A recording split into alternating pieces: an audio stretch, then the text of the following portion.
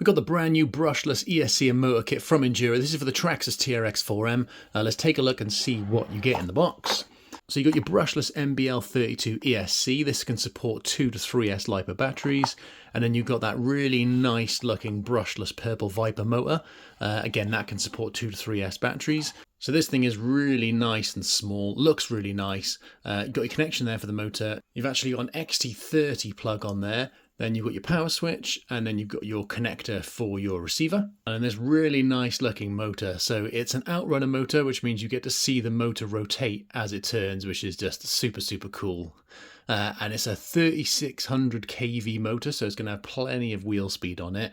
You know, hopefully should have really nice slow speed control, but obviously wheel speed on tap if we need it. You get a bag with a metal pinion, you get your adapter then to attach it to the gearbox, and you get all your screws and everything you need. Then you get some different connectors to be able to connect to different battery types. So you've got an XT30 to a Dean's, you've got an XT30 to an EC3, and you've got an XT30 to the JST plug, I think it's called, which is obviously what the TRX4M uses if you want to obviously reuse the stock battery. It does also come with, we just pop this out, this is your little programming port. So basically your receiver plug will plug in there for the ESC, and then you've got a USB-C port here. Basically the way to program the ESC is you plug this into your laptop, and then there's an application you can install and you can configure all the ESC parameters. It does say it comes pre-configured with the configuration that you would need, you know, all the right poles and everything like that. Shame they haven't got an app or something like Furatech do, but you know, maybe they'll release something in the future. You can buy the kit for, I think it's $59 on Injora's website. I'll put a link in the description to where you can get it from.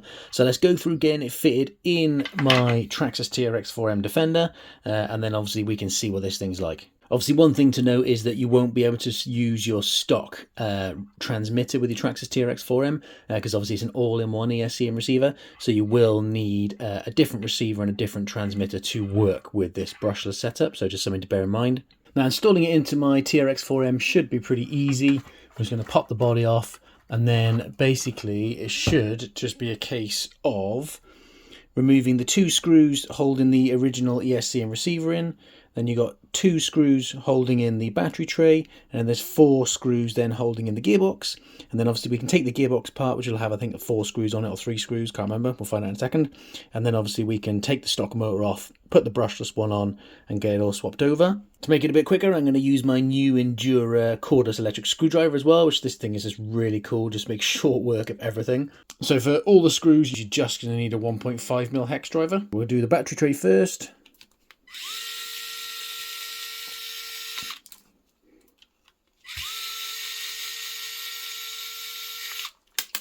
Nice and easy. We'll have to cut some of the zip ties and everything holding the wires in as well. Get the original ESC and receiver off. So again, that's just 2 screws. These ones are longer.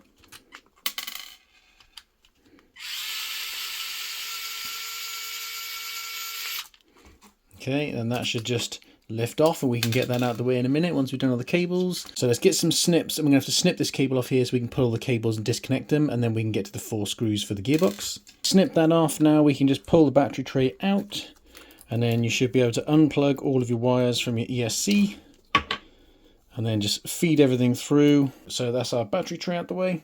Now we can get to those 4 screws holding in the gearbox, so let's get those out.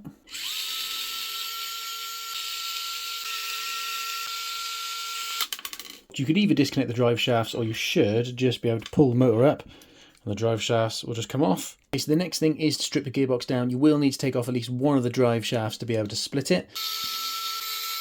Pop the drive shaft off. Give it a wiggle if it's a bit stuck. Get the other screw out. Get the other drive shaft off. Okay, and then we just got the 4 screws holding the gearbox together, so let's just get those off.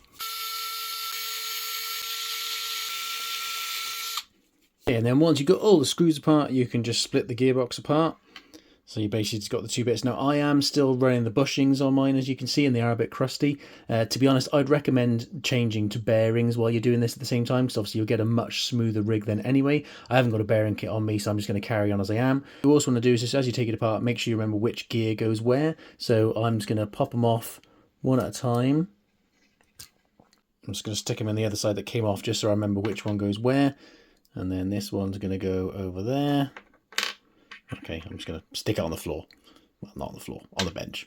Okay, and then hopefully you can see there's 2 screws in there then that hold the actual motor on.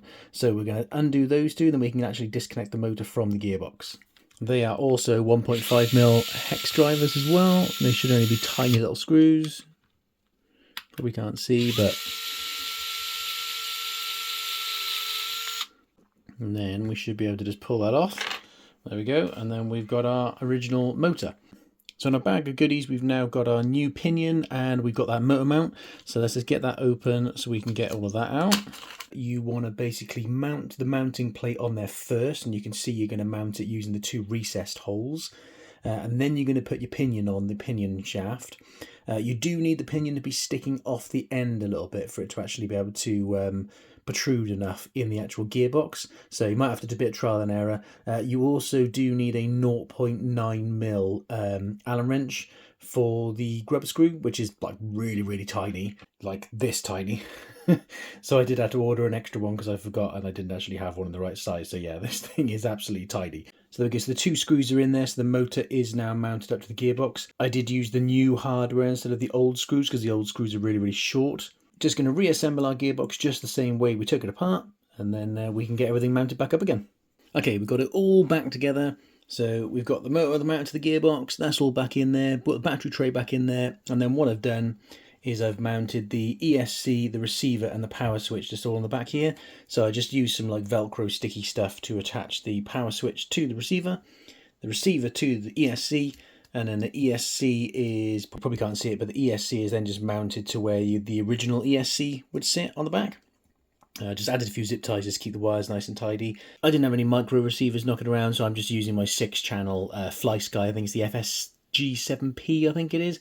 It's a 6-channel transmitter, so yeah, be absolutely fine for using this. So I can adjust all the trim and all that kind of stuff. Let's get the battery chucked in it. Let's give it a quick bench test just to see how smooth this thing is. And then let's get it outside in the rock crawler course and see what it's like. Man, that is the slowest my TRX4M has ever gone. And the most control I think it's ever had. That is like super smooth. I am like feathering the throttle tiniest bit. Look at that, still just climbing. That is really good. It's like life in slow motion. That is really nice control. Oh, let's stop that tyre from sticking up. Nice on the descent as well. You know, as it's coming down off the tyre.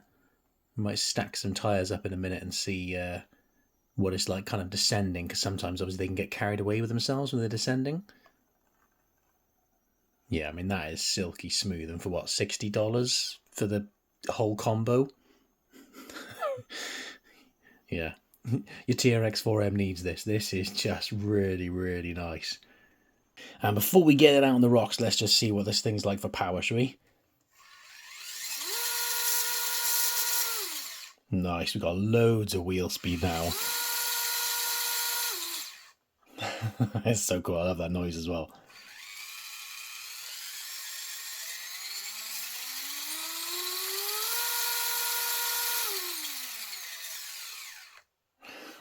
Oh, it's awesome. Obviously, I've got the low range gears in my TRX4M, so you know, having a bit of wheel speed, you lose that. Obviously, when you're running the stock motor with the low range gears. So obviously now with the brushless setup, that's one of the reasons why I love brushless setup, is that you get the best of both worlds. You get that super slow speed control, but then obviously you've got the wheel speed as well. Okay, let's see what that kind of slow speed control is like on the rock. So first of all, we'll go for the gatekeeper. We'll just get up on it first, clear the rear wheel. And then let's just go nice and slow.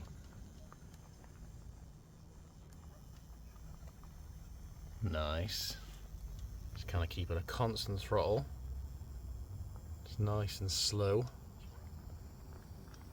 Even on a big steep climb like that. That's not bad. See what it's like. Nice. I'm trying to keep the throttle as steady as I can. You can see even as it's getting to the different bits of terrain and stuff like that and changing, you know, it's pretty much keeping the same speed, so that's really good. Now the other thing I want to see is what its control is like downhilling, because sometimes they can run away with themselves. So if you don't have that kind of like nice throttle control and a really good drag brake, it'll just like lurch and run away. So let's see what it's like coming down here. This is quite steep.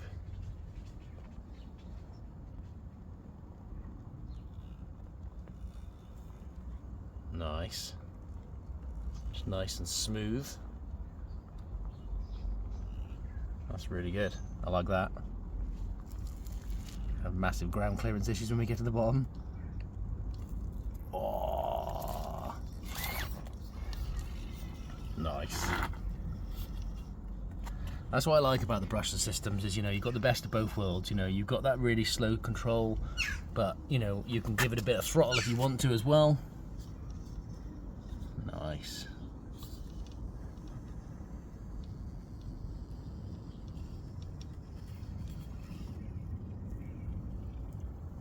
Very nice. Okay, so on this hill climb we'll probably find we'll get stuck on the ridge if we go super slow, so we can test our wheel speed then. See if we got the, yeah, we haven't got the tyre grip really.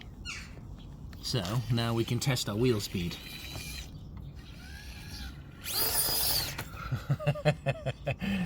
Yeah, it's got plenty of wheel speed. That's really cool. And obviously you've got that mix of crawling, you know, you don't have to crawl super slow everywhere, you know, you can just keep a nice kind of steady throttle and a decent kind of pace if you want to as well. Doesn't have to always be super slow.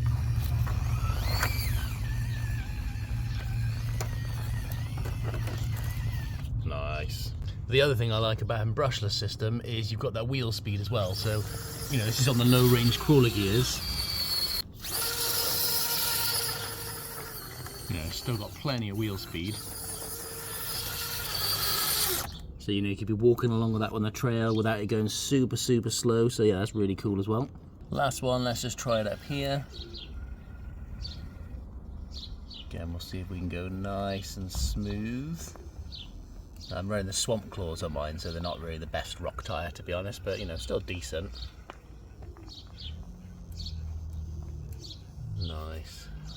I do really like that slow speed control. So, you know, call it $60, you know, that's really good. And then obviously if you do get stuck, you can wheel speed it up as well. Just really cool. See how long the plastic gears last. Oh, and let's just see how hot it's got as well. If we just pop the body off.